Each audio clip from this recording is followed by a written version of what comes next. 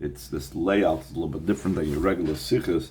It has on the top, it has the Tehillim, and the middle it has the Mitzudas David commentary on Tehillim, Anach, and then it goes in the bottom. That's what we're going to learn. We're going to learn the bottom parts of the Tehilos Menachem, the Rebbe's commentary on this kapitel Tehillim. Okay, so the Rebbe comments right away on the first part of this kapitel Tehillim.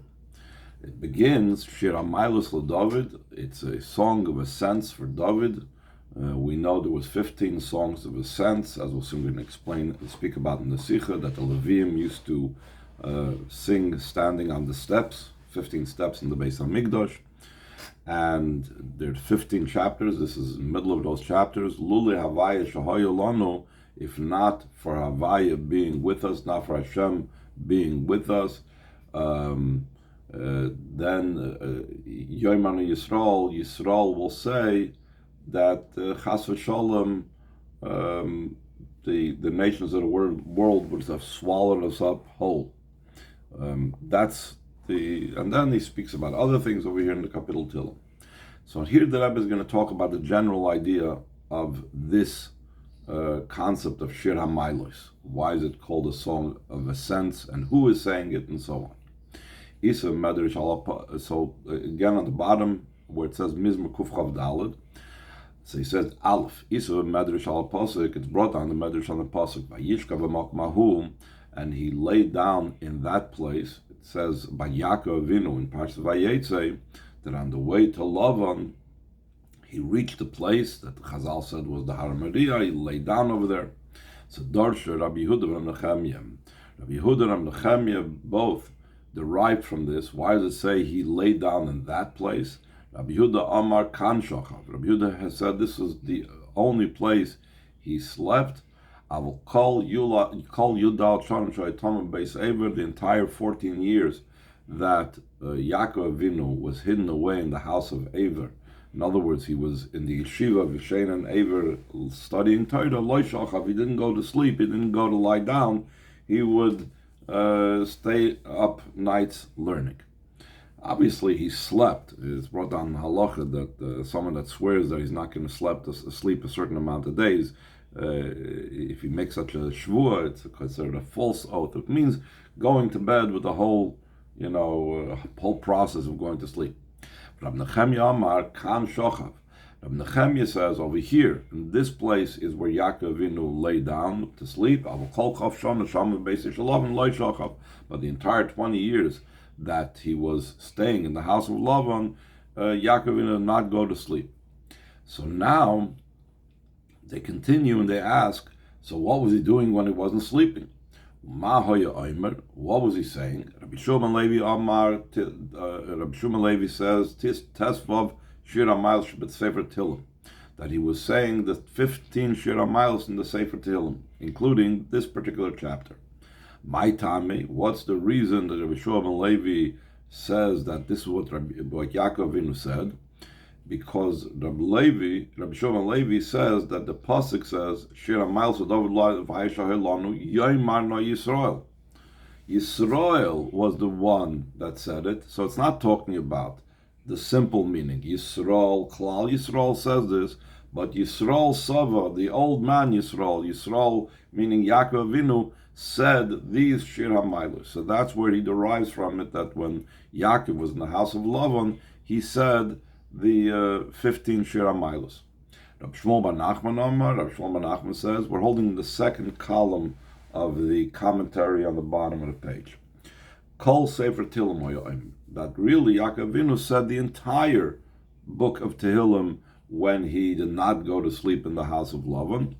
Or Matam, what reason? Where do I know that Yaakov Avinu said the entire Sefer Tehillim? Because it says, Va'ata Kodesh Yoshev Tehilos Yisrael. You holy ones are settled upon the praises of Yisrael. So again, the normal learning of the word, the way we understand the word Yisrael, is talking about Klal Yisrael. But the Chazal Darshan, it's talking about Yisrael Sava, the Zayda Yisrael, our grandfather Yisrael, meaning Yaakov Avinu. Apirish b'medrash u'ma hoya omer. What does it mean now? The Rebbe analyzed when the medrash says, and what did he say? So it doesn't mean like it sounds simply. It's not asking what was Yaakov involved in the house of Lavan. Because it says openly that Yaakov Avinu served Lavan by working for the sheep with his entire power and effort until that sleep wandered away from my eyes, escaped my eyes. So in other words, he wasn't involved in actually saying Tehillim the whole time when he had to take care of Lavan's sheep. Rather, when the Chazal are asking Ma hoya omer, it means what did he say to himself? What encouragement, what inspired him to be able to get through all the difficulties in the house of Lavan? What inspired him and what helped him along was either the whole Sefer Tehillim, or like we're going to mainly focus over here, the 15 Shir HaMailos of Tehillim. When Yaakov Avinu was in the house of Lavan, he was in a state and situation of exile. After he left his father Yitzchak's home, it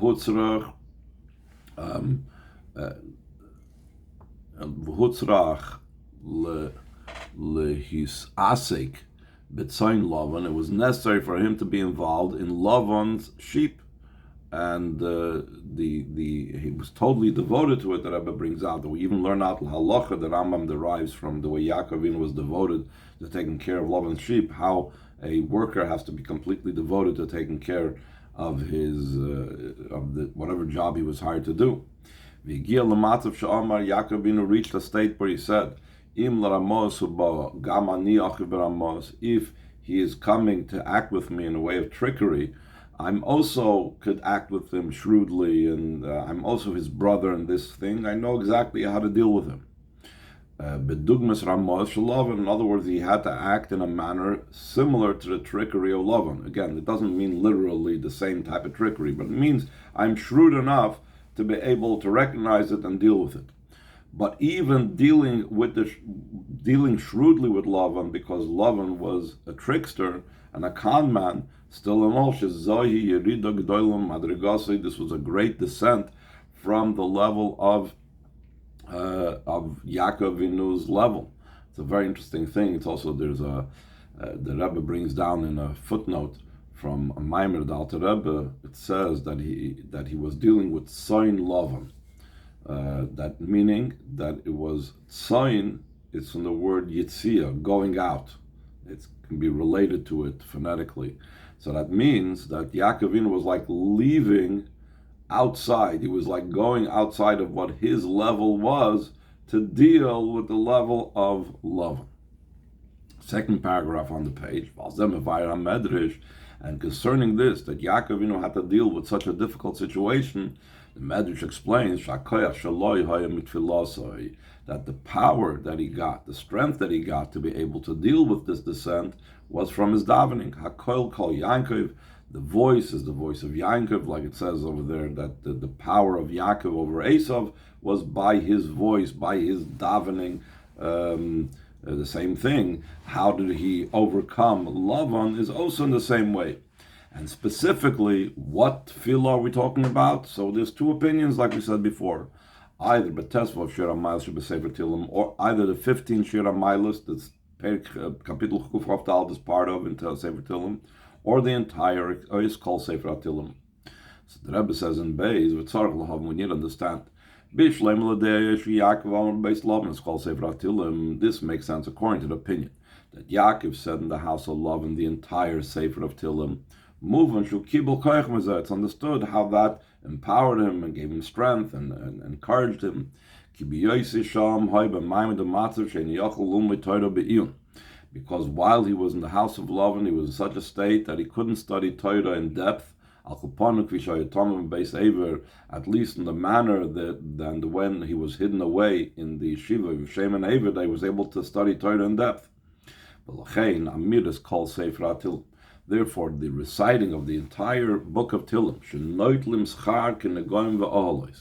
that one receives a reward for studying Tehillim, for saying Tehillim as if they are studying the most difficult parts of the Gemara, the most difficult Mishnayos, and therefore the most difficult part of Torah Sheba'al Peh are the Masechta of Negoim, the laws of all the different types of shades of the tzaras, of what we learned about in last week's parsha, and Ohalois is about different types of ways how the impurity of a dead body, of a corpse, is communicated when a person is sharing the same ceiling, the same overhang. It's a quite involved halachas.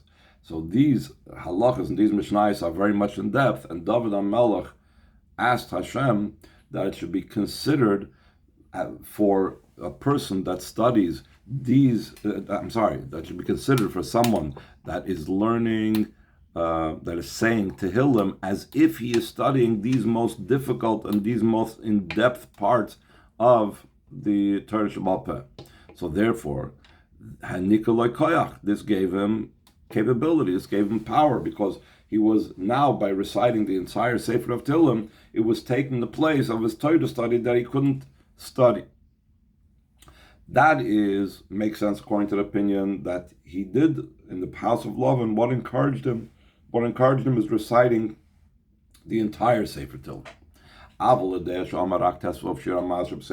But according to the opinion that he only recited the 15 Shir HaMailos in the book of Tehillim, it's not understood what's unique about these chapters in Tehillim, that specifically these 15 chapters he chose to recite in the house of love. So the Rebbe brings an interesting explanation based on a chidah about these 15 Shir HaMailos. This will be understood according to what the Chidah writes. These 15 Shir HaMailos that David HaMelech said and authored,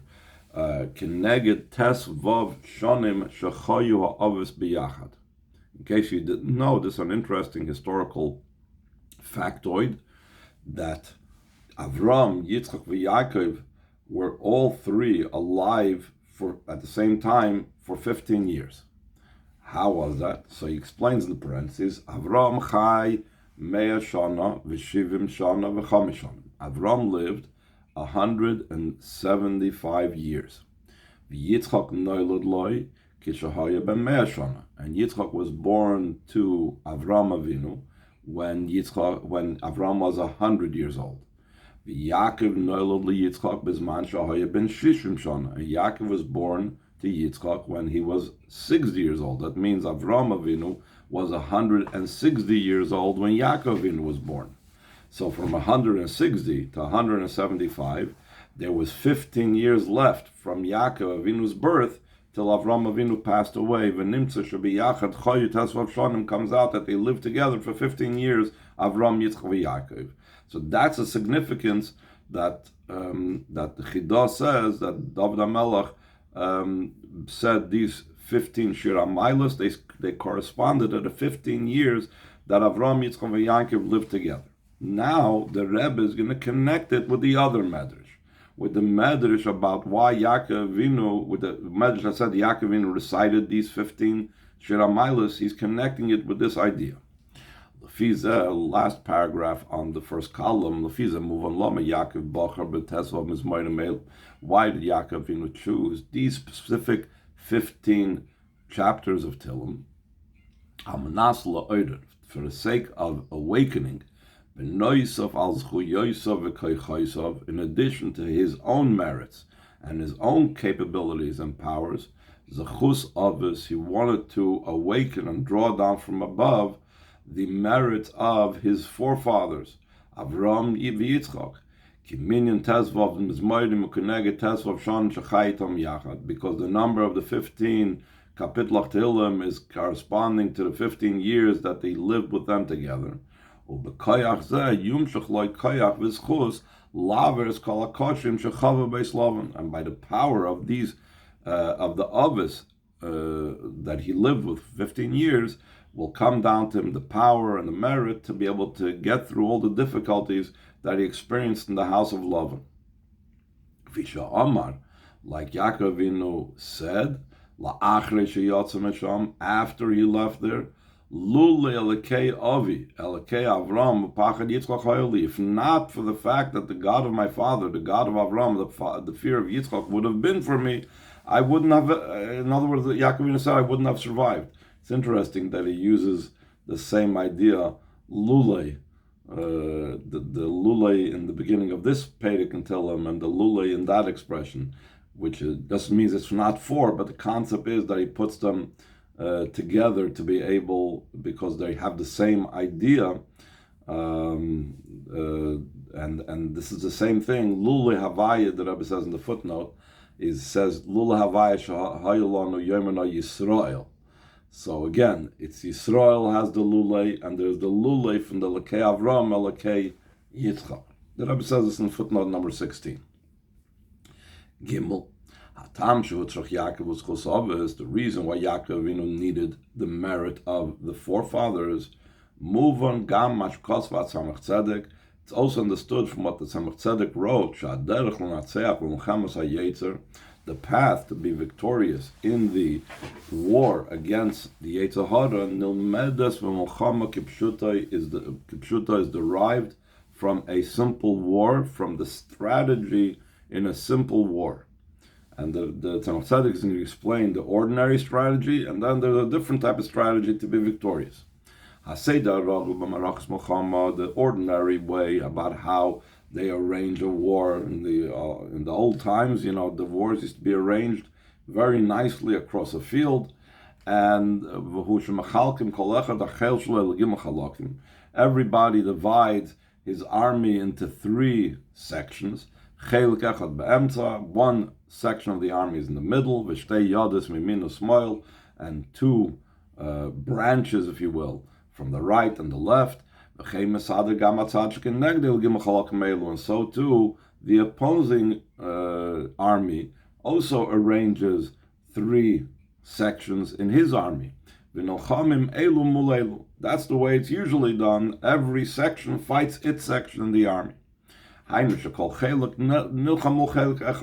Every part is fighting its opponent that's facing it. But the success of the war in that day, the Tzemach Tzedek says, is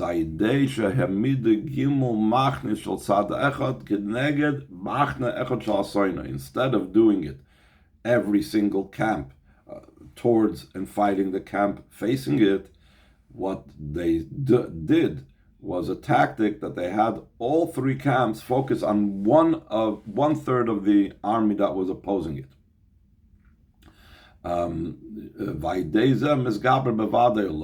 Surely through that you'll overcome that one, and then once you're done with that one, then they went, let's say, from the right encampment they attacked, and they went to the middle one, they attacked all 3 of the force, and then all 3 of the force attacked the 3rd encampment. By the way, this is easy to understand that in the times when there was no instant communication, they wouldn't realize, the single camp wouldn't realize that they were being attacked by 3 camps necessarily, and before they realized, they would be defeated, and then they would go on to the next. So the Rebbe said, the Tzemach Tzedek explains that just like it's that way in a physical war, that the way to be victorious is by taking 3 camps to attack one instead of each one attacking its own. So too in the spiritual war, to be able to be victorious over the Yetzer Hara, one has to awaken all the 3 attributes of Kedusha, both love of Hashem and fear of Hashem and mercy and compassion. The klipa against and towards and focused against one attribute of klipa. And through that, I'll definitely defeat it and overcome it, because you have the power of three against one. Not just say, well, there's the loves of Klippa, I need to counter it with the love of Kedusha. There's the fears of Klippa, I need to counter it with the fears of Kedusha. That's not the way it works. I need to counter it with all three. Okay, so he says, by the way, there's an interesting footnote again that he says, it says that Tzemach Tzedek explains that Yaakov Avinu was told that how did they remove the stone from the top of the well? When he saw that all the shepherds were waiting to get together to be able to remove the stone from the well. So he said, when all the flocks gathered together, then they could remove the stone from the well, because the stone over the well was so heavy. So he says that all the flocks is referring to Ava, Yira, and Rachmanis. When you have all these three midas together, love and awe and compassion and mercy of Kedusha, then you could get rid of any rocks, any stones, any negative things. Okay, let's go to the second to last paragraph on the page. That's the reason that Yaakov Avinu said the 15 Shir HaMailos, corresponding to the 15 years that all the forefathers were here in this world together. It's not just, it's a nice number, 15 Shir HaMailos, 15 years, that shows on the Avos. El Yisayim Mizu, even more so, because it's included in it the three attributes of holiness, of love and awe and compassion and mercy. When they were the 15 years that they lived together, so it wasn't in Avram's time, it was Ahava. In Yitzchak's times, it was Yira. In Yaakov's times, it was Rachmim. But the 15 years that they were together, all three attributes were working in tandem, were working together. So by reciting the 15 Shir HaMailos, which recalled the time when all these three attributes worked together, he would have the power of all these three. Just like we have the three armies or the three sections of the army attacking one section, he will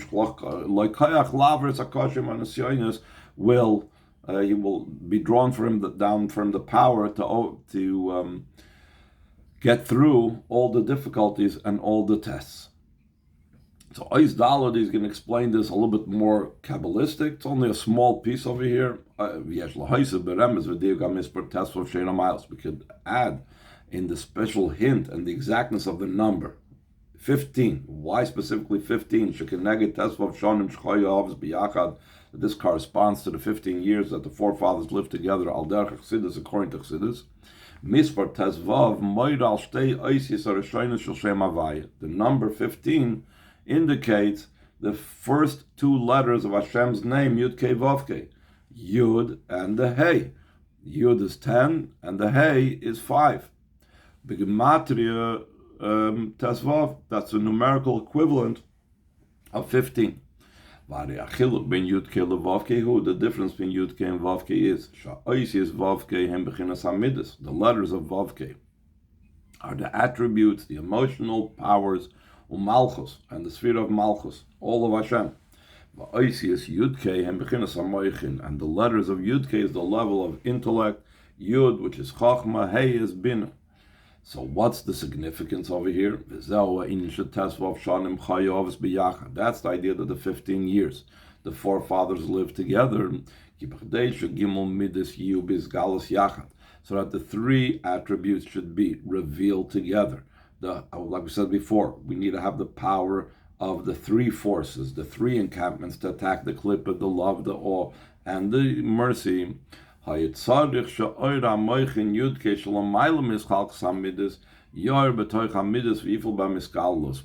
the intellect, the brain, the level of Yudke, that's beyond the division of the emotions, should shine within the emotions and should affect with them their intermingling. In other words, the emotions themselves, each one wants to go its separate way. Love is love, awe is awe. There's nothing for them to meet together. The level of intellect, which is higher than the emotions, it can cause, like we know the expression Alter Rebbe brings on Tanya, Moyach Shalt al Lev, the brain rules over the heart, so it can affect within the midas, the hiskalus, the intermingling of the midas, that we should have the power that Yaakov Avinu has, the Ava, V'yira, and Rachamim all together to defeat the klip. Now we're going to get to the main idea having to do with Simcha. So he says in Oishei, Ulam Adayin Tzarech Bir, but yet it still needs explanation. Harei kol tesvav shir hamayos b'sefer Tehillim nikroim shir hakosher min Simcha. All the 15 shir hamayos that's in the sefer Tehillim, he begins with the idea of shir. It's the idea of a song. And a song, as we know, is connected with the concept of Simcha. He brings in a footnote that the Gemara says that what is considered the avodah shebesimcha of tuv levav, he says in footnote 24, havoimer is shira. Shira is what it says in the pasuk, the avodah of simcha tuv levav. So therefore we find that shir is the idea of joy. The oid simcha gluya. What's the idea of singing? Singing is is a revealed joy. That's the difference between when a person sings versus when he's not singing. A person's not singing, you don't know. It could be he's happy, could be he's not. When a person is bursting into song, that's a revelation of his joy. That the simcha is in a revealed way, which is so much more powerful. The Kate said, Yaakov Yachal Loimar Oisam B'Yosef B'Mayim the Matzah Golos. How is it possible that Yaakov Avinu, that was in the state of Golos, was able to say the Shir HaMailos, was able to say, sing songs of joy, like we said before, that Yaakov Avinu came down b'makim sh'nikra Charan al shein Charan nafshel makim, in a place that's called Charan. And the Chazal say, why was Charan called Charan? Because the anger of Hashem in the world. So therefore, Yaakov Avinu is in such a low place. How is he singing if he's in such a low place? How is it possible to sing? And the Rebbe also says in the footnote, according to the opinion that the entire Sefer Tehillim, the entire Sefer Tehillim is also has 10 expressions of song. Nitzuach, like Lavnatzeach, it says Neginois, it says Mizmar, it says Shir, and so on. Rashi, right away at the beginning of Tehillim, says that. So the entire Tehillim is about songs as well. So the question is, how does joy fit in with a situation where Yaakov is in a state of galus? So he says, Umnam k'musker b'mizmar gama inyan the Ezrim Hashem, like it's also mentioned in the Mizmar. Also the idea that my help comes from Hashem. So that is an answer once you read to those, once you reach that pasuk. Aval oifen has cholosoi, but the manner of the beginning of this chapter of Tehillim, Shezeu Ikar Inyane, we know the beginning of everything is the main part of it. Hu b'shir hamevate simcha gluya, is what a shir that expresses an open and revealed joy. Seemingly this is not appropriate, it doesn't fit in a state of golus. That he says, Shir HaMailos, Luli Hashem Shahoylanu Yeminu Yisrael, that Yisrael, Yaakov Avinu said this in a time of golus. How could he say this in a time of golus? I'm in a state of shir. So the Rebbe goes on to explain, the explanation this is, the descent of Yaakov into the house of Lavan was for the sake of an ascent. So it should be that the man was very successful. And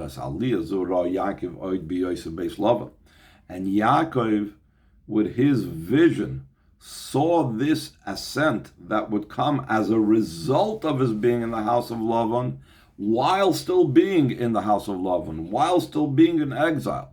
And because he saw that ascent that was to come out from it, therefore already then, being in the place of Golus, he was already saying a song of ascent. And the Rebbe in footnote 28 brings down a similar vein. The story with Rabbi Akiva was walking with the other Chachamim, and when the other Chachamim saw different things indicating the Golus and the destruction of the Beis HaMikdash and so on, they were crying, and Rabbi Akiva was laughing because Rabbi Kiva saw in this powerful and mighty Golus, he saw the true meaning of the Golus, which is the Geula that will come out from it. And then the Rebbe brings down a very interesting thing for people that like this idea, that in the Kisvei Arizal it's brought down that Rabbi Kiva is a Gilgul of Yaakov Avinu, and that's why the letters of their names are almost the same. Akiva includes in it the letters of Yaakov Avinu's name. So this means that Yaakov's experience was the same experience that Akiva had, that while being in a state of darkness, they could perceive and look towards and rejoice from the upcoming Geula, from the upcoming Aliyah and Ascent. Last paragraph on the first column, Oizvav. Yadua, it's known, Shekol Inyam Misbata Bat Goshi Yiseda Ba Roishe Vascholosei. It's known that every matter is expressed, even more so, emphasized at its beginning, at its head. So this is not the first of the 15 Shir HaMailos. So this idea is expressed at the beginning of all the 15 Shir HaMailos. Kapitel Kuf Chav, 120. From this is also understood in our topic, Sha'aliyah Haboy, the Ayridah Begolus, the ascent that comes about through the descent in exile. Misbatas Kvar Bascholos Tesvav Shir HaMailos, it expresses itself already at the beginning of the 15 Shir HaMailos.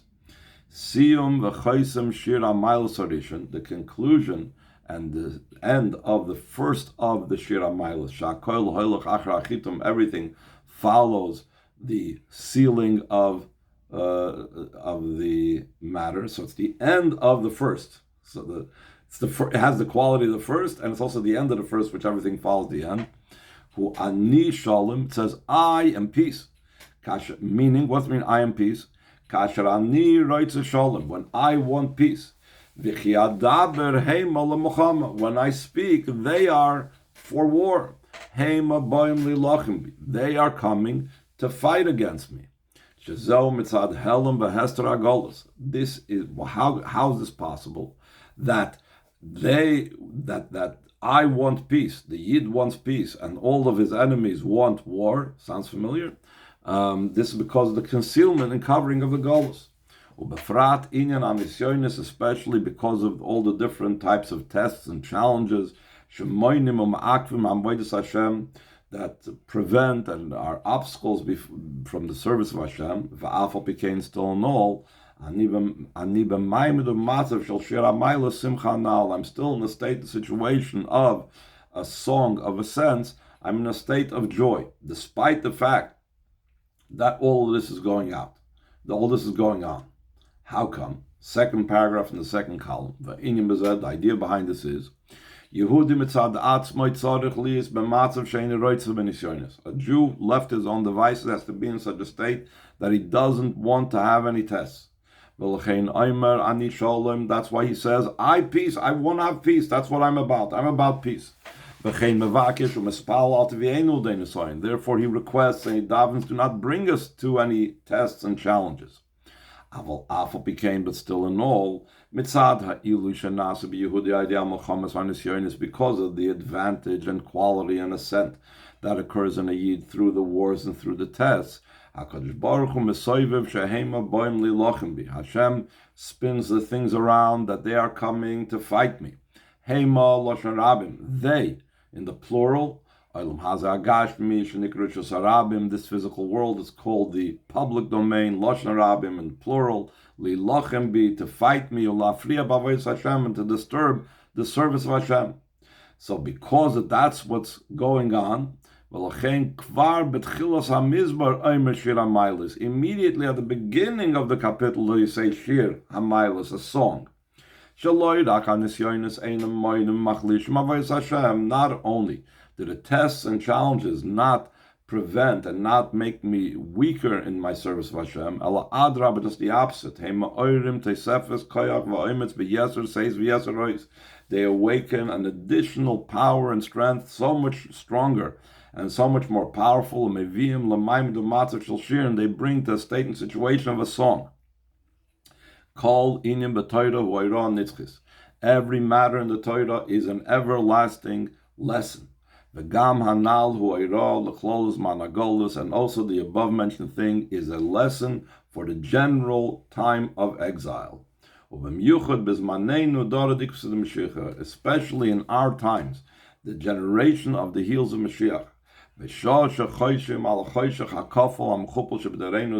a time when we think about the double and quadruple darkness of this generation.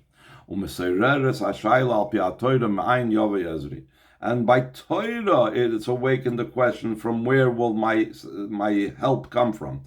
Torah says this. It's a pasuk in Tehillim. A person could fall into a thought of hopelessness, heaven forbid. For this comes the above mentioned response. The descent into exile is only for the sake of an ascent. There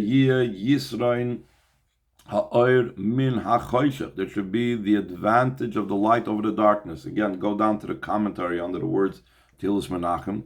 The Yisra Nachachum and the advantage of wisdom from foolishness. There has to be raising up my eyes. In other words, look out of my own difficulties and the difficulties of Golus, and be like Rabbi Akiva and look further beyond it. To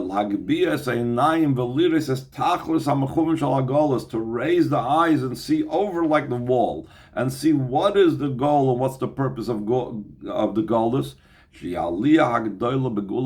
That's the great elevation in the future redemption. Not only will we not be influenced by, and we will not be impressed by the darkness of the Golus, but just the opposite.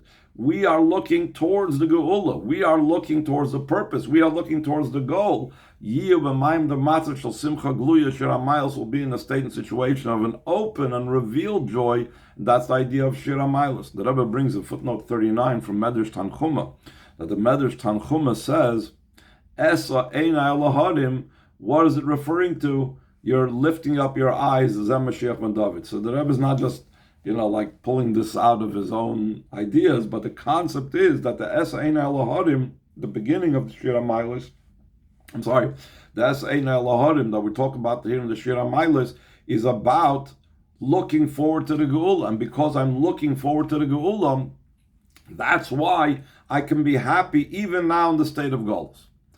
Now the Rebbe, of course, forewarns that this is all important and vital and crucial, but we cannot forget and just say, okay, I'm happy in Golus. That's not the point that the Rebbe says. Second paragraph on the page, in Yana Simcha, he says in the parentheses, the idea of the joy that we're talking about over here, comes along with the clarification, heaven forbid to think that a state and situation of exile is appropriate for a Yid, and to be happy in the exile. That's not what the happiness is about. The happiness is about the Geula that comes after the exile, not being satisfied to be in exile. Golus idea is darkness and foolishness. The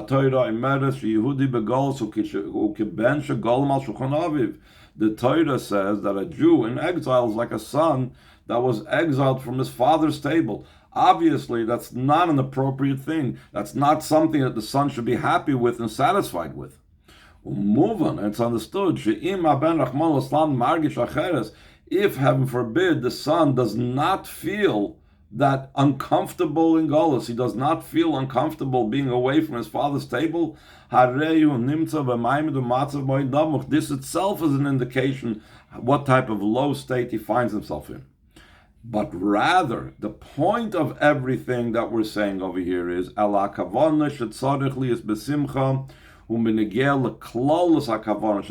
intention that the Rebbe is talking about, to be in a state of joy, is out of the general intention of exile. Its purpose is for the advantage of the light out of the foolishness, for and the Yisra Oyer Min HaChoshech, was probably supposed to say over here, and the light out of the darkness, and the advantage of Chachma out of the foolishness of Klippa. And the Rebbe concludes, through a Yid knowing and feeling the intention and the purpose of Golus, it becomes revealed and it's felt the response on the question for the question, from where will my help come from? So we know that in the question itself is immersed in it, embedded in it, the answer. What's the answer? She'ezri nimshach me'bchinas ayin. That instead of ma'ayin avi Ezri being a question mark, from whence will my assistance come from? But it's a statement. My assistance comes from the level of ayin. She'ezri nimshach me'bchinas ayin. What's the idea of ayin? It's beyond any names of Hashem. It doesn't say it's coming from Hashem, from Shem Elokim, Shem Yudkei Vavkei. It's ayin, it's something that's beyond my understanding, it's beyond my comprehension. I don't even see where my assistance is going to come from. I don't see how we're ever going to leave this terrible golus. That doesn't make a difference. May ayin Yavei Ezri. The Ezri Nimshach, top of the second column, Begili B'toch Seder Ishtalshlus. It becomes down in a revealed way in the chain order of descent. That like it continues, Shamayim Va'aretz, it comes down to the heavens and earth in the literal sense that the assistance of Hashem, all the way from the level of ayin, which transcends intellect, which transcends any names of Hashem, permeates our physical world, the heavens and the earth, that we see Hashem's assistance down here with the Geula HaMitzvah Shlema through Mashiach.